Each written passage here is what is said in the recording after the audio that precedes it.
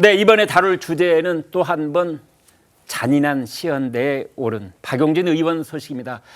민주당이 막말 논란으로 공천이 취소된 강북을에 또 한 번 양자 경선, 사실상 결선, 제2차 결선이죠. 하기로 결정을 했습니다. 다행인지 아닌지 박용진 의원이 또 한 번 경선을 치르게 됐는데요. 그런데 이런 말이 있죠. 기울어진 운동장. 아무리 열심히 뛰어도 경기에서 이기기 힘들다는 뜻입니다. 심지어 사실상 박용진 찍어내기다. 이런 말까지 나오고 있지 않습니까? 왜일까요? 안정적인 경선 방법을 위하여 양자 경선을 선택하였습니다. 박용진 국회의원, 조수진 노무현재단 이사였습니다.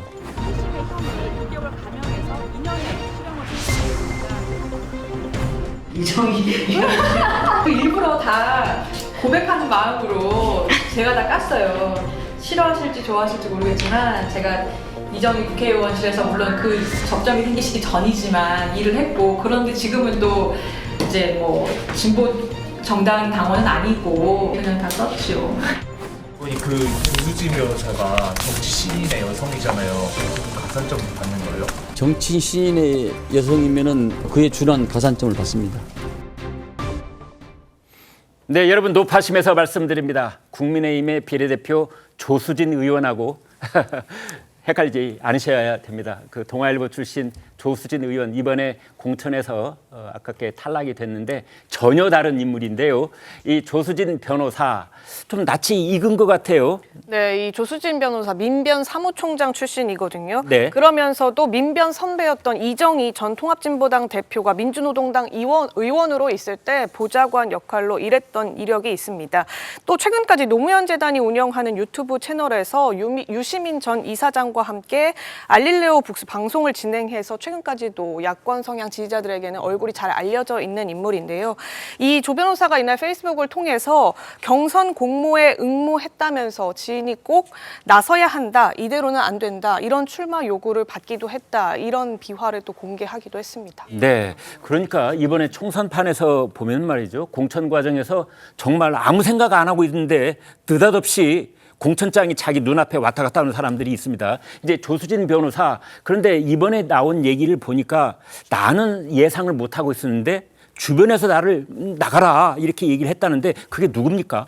이 안진걸 민생경제연구소장이라는 사람인데요. 이분 역시 야권에서 유명한 인지도를 갖고 있는 분이시죠. 또 참여연대 출신이자 이재명 대표의 중앙대 법대 후배이자 최측근이다, 이렇게 또 알려지고 있습니다. 그리고 최근에 또 라인 펀드 사태 주범으로 복역 중이던 김봉현 회장이 최근 변호인을 통해서 공개했던 자필 편지가 있는데요. 이 편지에서 이 김봉현 회장이 안 씨의 민생경제연구소는 이재명 대표와 민주당 정치공작의 선봉대다, 이러면서 대상을 선정한 이후에 정치공작, 집회와 고소고발건을 진행하는 조직이다. 그래서 안 소장이 이재명 대표의 최측근이다, 이런 편지를 남겼어서 또 회자가 된 바가 있었습니다. 그렇군요.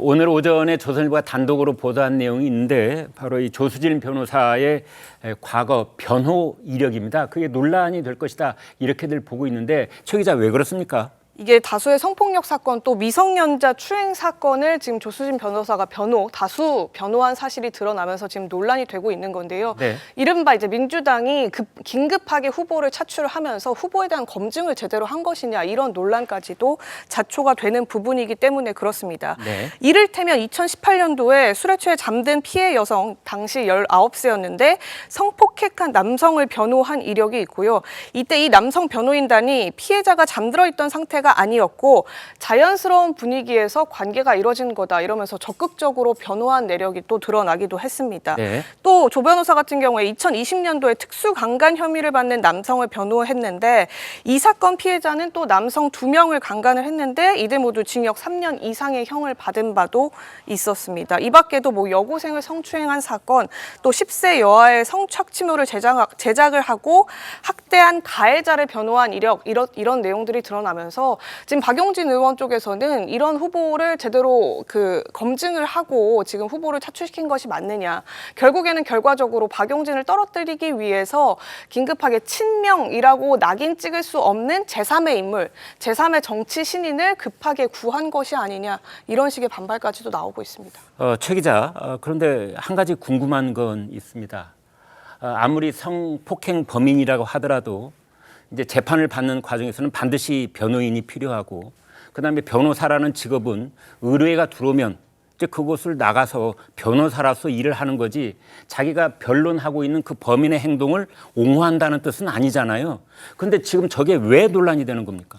과거에도 근데 이재명 대표도 그 가족을 둘러싼 이제 살인사건 변호 인물이 이제 주변에 있다고 해서 논란이 됐었는데요. 네. 적어도 이제 공직에 나오는 후보자라면 이제 사회적 사건 사고로 인해서 그러니까 명백하게 잘못이 인정되는 사건을 공개적으로 이제 변호했던 변호인이나 변호 당시의 사람이 공직을 맡기에 과연 적절한 인물이냐, 도덕적인 측면에서 과연 검증이 조금 필요한 것 아니냐, 이런 식의 인식은 지금 정당 내부에 만연하게 있는 상황입니다. 아, 그렇군요.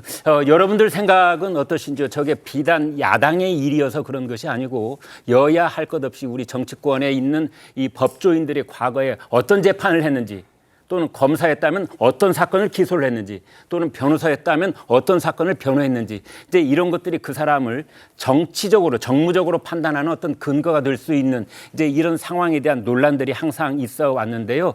앞으로 여기에 대한 얘기도 좀 더 그 본질적인 문제까지 토론할 기회가 좀 생겼으면 좋겠습니다. 조수진 경선 후보에게 벌써부터 검증을 제대로 했느냐? 지금 저희가 말을 이어가고 있는 중입니다. 이제 이런 의문이 생기는 과거 이력들이 있다 그러는데, 아무튼 이런 이력에도 불구하고 이재명 대표의 최측근이 강하게 권유를 했다. 이제 이렇게 볼 수밖에 없는데, 이재명 대표의 최측근이라는 사람들, 조수진 변호사를 그렇게 강하게 밀고 있는 이유는 뭘까 궁금합니다. 성 의원님. 네, 일단 지금 이제 조수진 후보 본인 스스로가 밝힌 바죠. 그러니까 안진걸 소장으로부터 자기가 전화를 받아서 이렇게 적극적으로 권유를 받았다라고 자기가 이제 밝힌 상태인데, 네. 안진걸 소장 같은 경우는 지금도 계속해가지고 촛불 이제 그 운동을 하면서 윤석열 정권에 대한 퇴진을 외치고 있는 사람입니다. 네. 그러면서 이재명 대표의 또 최측근으로 분류가 되어 있고, 김봉현 지금 이제 구속돼 있는데, 애당초 김봉현 전 회장 같은 경우는 가짜 편지를 써가지고 그 가짜 편지가 촉발이 돼가지고 검찰 개혁이라고 하는 이슈까지도 만들었던 인물이기도 하죠. 네. 그 사람이 이제 거꾸로 이제 다시 편지를 통해 가지고 안진걸 소장 등등이 그런 것들을 주도했다라고 또 폭로를 했던 인물이기도 합니다. 네. 근데 이제 이런 사람이 어떻게 해가지고 도대체 민주당의 공천 과정에 개입을 했는지, 그것도 우리가 좀 생각을 해봐야 될 것 같고요. 적어도 조수진 지금 후보의 입장에 따르면은 그렇게 권유를 받았다고 하니까요. 네. 영향을 끼치는 것도 저는 좀 굉장히 의아하다는 생각이 들고, 조수진 후보 같은 경우는 과거의 변호사로서 변호했던 이력도 아까 논란이 된다고 지적을 해주셨습니다. 네. 변호사가 변호라는 것 자체는 문제가 되지 않죠. 네. 근데 생각해봐야 되는 거는 변호사가 사안을 어떤 식으로 분석하는가는 우리가 좀 생각해봐야 될 것 같습니다. 2018년도에 아까 전에 얘기해 주셨던 그 강간 사건 같은 경우는 국민참여재판에서 네. 전원 만장일치로 유죄 판결이 나왔었습니다. 네. 근데 그때 당시 변호했던 내용이 피해 여성이 자연스러운 분위기에서 성관계를 했다, 이렇게 얘기를 했었거든요. 네. 그러니까 이런 부분들이 과연 국민들의 관점에서 맞을까라도 질문해봐야 될 것 같고, 네. 이재명 대표 같은 경우도 과거에 변호를 했었을 때 심신미약의 상태로서 했기 때문에 죄가 인정이 안 될 수 있다라고 주장을 했었는데, 그랬죠. 정치인이 되고 난 뒤에는 심신미약으로 그렇게 해서는 안 된다라고 또 거꾸로 주장을 했거든요. 네. 이런 부분들이 변호사로서 변호했다라는 문제보다도 네. 변호하는 방식에 문제가 있다고 지적을 할 수밖에 없고요. 네. 그럼 이런 후보자의 자격에 문제가 있다라고 하는 사람이 어떻게 들어왔을까? 누가 보든지 간에 제가 봤을 때 이재명 대표의 또 다른 호위무사를 세우고 싶은 거 아닌가라고 국민분들은 판단하실 것 같습니다. 박용진 후보 같은 경우는 생각해 봤었을 때 애당초 30% 감산을 받았습니다. 네. 이거는 100m 경기로 우리가 비유를 해보면은 제가 마치 30m 앞에서 경주를 뛰는 건데, 네. 얘는 우사인 볼트가 와도 저 못 이깁니다. 근데 여기에다가 지금 조수지 후보 같은 경우는 25%의 지금 가산점까지 받게 된다면은 네. 55m 앞에서 제가 뛰는 거랑 똑같은 거거든요. 네. 그러면 제가 봤을 때 우사인 볼트가 와가지고 경주를 해도 앞구르기 한 번 해도 아마 제가 이길 수 있을걸요. 네. 이런 식의 어떤 판을 만드는 것 자체가 과연 국민 여러분들이 보셨을 때 이게 공정한 판이겠냐. 네. 한민수 대변인 같은 경우는 가장 유력하게 거론이 됐었습니다. 네. 안타깝게 한민수 대변인보다는 지금 조수진 지금 후보가 선택이 된 것 같은데, 네. 그 배경에 대해서도 혹시 25% 가산점이 있어서 완벽하게 박영일 후보를 제압하기 위해서 들어간 거 아닐까라는 또 의구심이 듭니다. 네. 아무튼 이제 변호사로서 그 직업적으로 했던 이야기들, 그것도 이제 법정에서 했던 이야기들과 그 사람이 이제 정치인이 된 경우에 그때 했던 얘기를 어떻게 연관 지을 수 있는가에 대한 얘기는 성재준 의원이 방금 하신 말씀으로 가름하겠습니다. 하지만 그럼에도 불구하고 이제 사실상 박용진 찍어내기다, 뭐 이렇게 얘기를 지금 거듭 여러분께 말씀을 드리고 있는 중인데요. 왜냐하면 하나만한 경기다. 30m 앞서 출발을 한다면 30m 뒤에 우사인 볼트가 나와도 그걸 어떻게 이기겠느냐. 한번 굴러도 이길 것이다. 이런 말을 했습니다. 두 사람의 출발점이 너무 다르다 이렇게 보여지는 건데요. 지금 이제 화면 보고 말씀을 드리겠습니다. 왼쪽 이제 조수진 변호사는 여성 신인 최대 25점 가산. 그다음에 박용진 의원은 30점 감점. 그런데 이제 박용진 의원 쪽에서는 아까 신문 읽으면서 말씀드렸다시피 야 지난번에 한 번 30점 감점했으면 됐지 또 하냐 이제 이런 지금 불만이 있습니다. 이제 여기 공감하는 분들도 꽤 계실 것 같고요.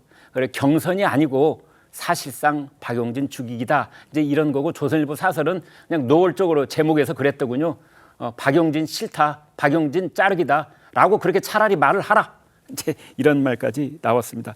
그런데 여기에 경선 룰도 바꿨어요. 70%로.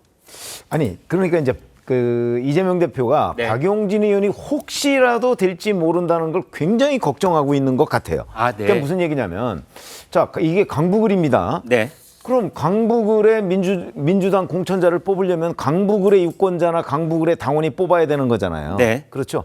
근데 그거 강북을의 권리당원은 30%로 줄여놓고 네. 70%는 강북을의 권리당원이 아닙니다. 아. 전국의 권리당원입니다. 네. 아니 왜 강북을이 아닌 다른 지역에 있는 권리당원이 강북을의 민주당 공천자 누구로 하느냐에 대해서 왜 투표를 해야 되죠? 그렇잖아요. 네. 아니 종로에 있는 사람이 용산의 그 공천자를 왜 투표를 해야 되느냐고요. 네. 그 사람들은 아무런 투표권도 없는 사람 아닙니까? 네. 그런 점에서 저는 이게 자꾸 이제 너무 상세하게 들어가니까 이제 그 시청자분들도 약간 헷갈리는 측면이 있는데 이번 이 사건에서 저는 제일 황당한 게 그거라고 봅니다. 네. 강북을의 그 민주당 공천자를 뽑는데 강북을에 살지 않는 권리당원들이 뽑는다. 그래서 이제 그걸 가지고 이재명 대표는 전국적인 관심사이기 때문이다라고 얘기했는데 그럼 인천 계양을 후보 뽑는 데는 왜 저 예를 들어서 대구에 있는 권리당원들이 왜 투표 못했죠? 그런 거 아닙니까? 네. 이재명 대표가 인천 계양을 해서 공천을 받는 게 전국적인 관심사지요. 네. 그렇게 보면 너무 앞뒤가 안 맞는 얘기, 앞뒤가 안 맞는 룰을 가지고 박용진 의원을 지금 제거하려고 하는데 그렇게 하려면 차라리 그 지역을 그 단수공천을 하면 네. 이제 정직하다는 얘기라도 듣잖아요. 네. 그런 점에서 이번 하여튼 여러 가지의 2중, 3중, 4중 장치를 통해서 박용진 찍어내기를 저는 하고 있다고 봅니다. 네. 자, 김 대변인. 네.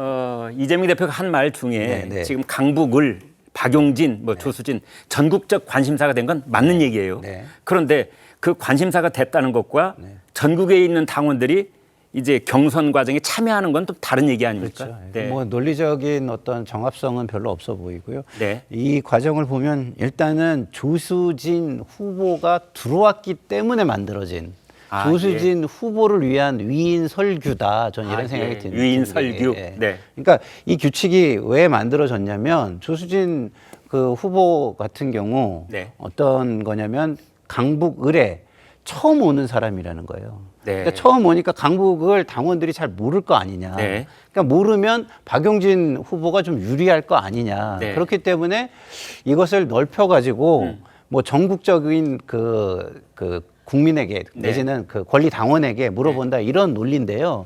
그거는 조수진이라는 사람이 온다는 거를 그 가정해 놓고 만든 규칙 아니겠습니까? 네. 그러면 이건 조수진을 위한 경선 후보를 위한 규칙이 되는 것이죠. 그리고 이렇게 하는 이유는 저는 뭐 아까 뭐 그 신문 제목도 뭐 말씀해 주셨지만 요번에 그 공천은요, 민주당 공천은 확실한 주류 교체를 이루겠다는 의지로 보입니다. 네. 근데 확실한 주류 교체가 성공했잖아요. 네. 그래서 정봉주 의원까지로 해가지고 화렴점정이 찍혔는데 그게 이제 흔들린 겁니다. 네. 그러면 확실한 주류 교체가 흔들린 거잖아요. 네. 그럼 확실한 주류 교체를 마무리하려면 경쟁자, 잠재적인 경쟁자나 걸림돌이 될 만한 인물이 없어야 하는 겁니다. 네. 그것을 완결하기 위해서 확실한 주류 교체를 완결하기 위한 마지막 작업을 했다. 저는 이렇게 봅니다. 네. 아무튼 이재명 대표가 전국적인 관심사이기 때문에 전국에 있는 당원들이 강북을 경선에 참여하게 하겠다라는 논리를 들고 나왔는데 이제 그 말을 그대로 쫓아간다고 하더라도 전국적인 지명도로 보면은 박용진 의원과 조수진 변호사는 사실은 비교할 수 없을 만큼 한쪽으로, 그러니까 박용진 의원이 훨씬 더 유명한 사람이 아닌가 싶어서 이제 이런 그 말이 앞뒤가 안 맞는다라는 얘기를 저희가 이제 여러 차례 지금 하고 있습니다만, 이재명 대표의 뜻이 실려 있다는 것을 전국에 있는 당원들한테 고지하는 그런 효과를 거두고 있는 것이 아닌가 이런 생각이 듭니다. 애초에 정봉주 전 의원 공천에서 탈락한 이후에 박용진 의원이 전략 공천될 것이다 이런 전망이 많았잖아요. 그런데 이제 보란 듯이 박용진 의원을 전략 공천하지 않고 경선에 붙였습니다. 이재명 대표는 이에 대해서 뭐라고 했을까요? 들어보시죠. 정말로 살점을 뜯어내는 심정으로 불가피하게 저희가 공천 결정을 취소했습니다. 전들 얼마나 가슴 아프겠어요. 어떤 경기에서도 승부가 났는데 1등한 후보, 우승 후보가 문제가 됐다고 해서 차점자가 우승자 되지 않습니다. 비록 선거법 위반으로 승자가 당선 무효가 돼도 차점자가 당선자 되지 않습니다. 그런 건 몫이다.